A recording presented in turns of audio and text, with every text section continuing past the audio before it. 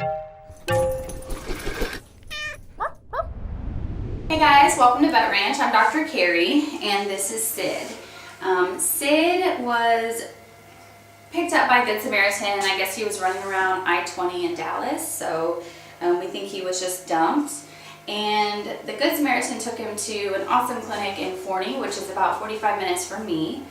And they took a look at him and she couldn't care for him, and so they reached out to us here at Vet Ranch and actually brought him to us. So we are just examining Sid for the first time. As you can see, he's got really severe dental issues. He's got a lot of what looks like erosion of probably the bone in his mandible and maxilla. He's a very sweet dog, but I cannot touch his mouth to even try to look at it. And you can imagine how much that hurts. So what we're going to do this morning, we're going to do a full exam and make sure he's safe for anesthesia. And then we're going to run some blood work, do his pre-op labs, make sure that looks okay. And then we're going to go ahead and just put him under anesthesia, get him started on some IV antibiotics, and then just take a look in that mouth. And then we're probably going to need to x-ray as well and see exactly how much bone erosion is there. We have Sid under anesthesia now, and we are going to show you kind of what we're finding. So his gums and lips are like completely eroded away. I don't know if that's from infection or what. Top and bottom, these teeth are pretty bad. And this is the concerning thing. So this tooth in the back, that's just, I don't even know, it's not even really connected to anything. See, bye. There's this huge hole, this is called a fistula. So this hole goes from in the mouth somewhere behind the eyeball. So we gotta be careful with that. We're gonna flush this out really well. Then we're gonna pack this with kind of some bone graft material in there and see if it's possible to make a flap to kind of cover that area. But there's just no skin or tissue there. So we may have to start on antibiotics, then come back in a couple weeks and do a second round of procedure once we've got this all cleared up. Right now it's more about just assessing the situation and getting this infection under control. It's crazy, it's crazy. This canine is gonna have to go. What I just don't understand is there's no lip anymore. His lip is just gone. So this tooth is gonna have to go, and I'm sure it's a fistula as well. So a continuation between the mouth and the nasal cavity. We call that an oral nasal fistula. And then down here, obviously these teeth are gone.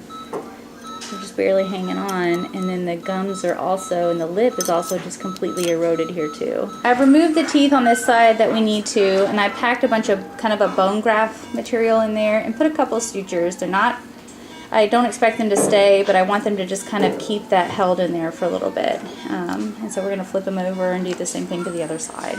What did you eat? Huh? You have a little something on your face, just a little bit. Is it good? Poor baby. Our little Sid is going to his foster home. It's been 4 days since surgery, and so he's gonna go live it up there. We try to keep him clean, but when he eats, it's just crazy. It's like a Tasmanian devil throwing food everywhere. But he seems to be a lot more comfortable now, so the swelling has kind of gone down in his face, and he's happy, and he's wagging his tail. He's just so cute. How could you give up on this guy, right? How could I give up on this guy, huh? How could you? He's so sweet. He's such a good dog. So we're going to see him back in a couple weeks and evaluate him. And then hopefully all that, what do you see? Hopefully all that infection is gone. We are rechecking Sid. It's been 2 weeks since his surgery and he's doing awesome. Eating great. We found a little better way to feed him, kind of some soft and dry food so he doesn't make such a huge mess. He seems a lot more comfortable now. He's playful, and is just getting back to being a happy little dog.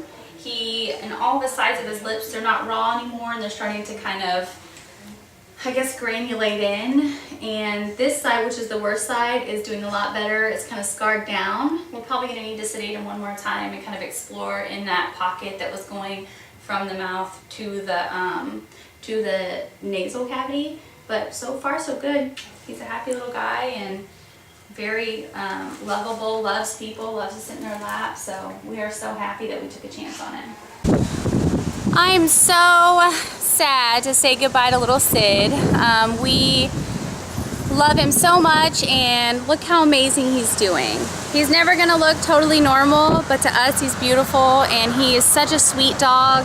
He loves everybody. He doesn't ask for anything except a warm lap to sit on and someone to be nice to him. And so we're so glad that our friends at the Animal Medical Center of Forney reached out to us, and we were able to give him quality of life. They've been amazing. One thing through this whole process that always warms my heart is how much we all work together. You know, whether it's veterinarians at different practices, we work with rescues, we have people that are just volunteers that transport these dogs at the drop of a hat. So it's absolutely amazing, just the community of animal lovers that we're a part of, and I truly love it and I adore it. So we just want to say thank you to all those people that made this possible, that reached out to us. Right, Sid?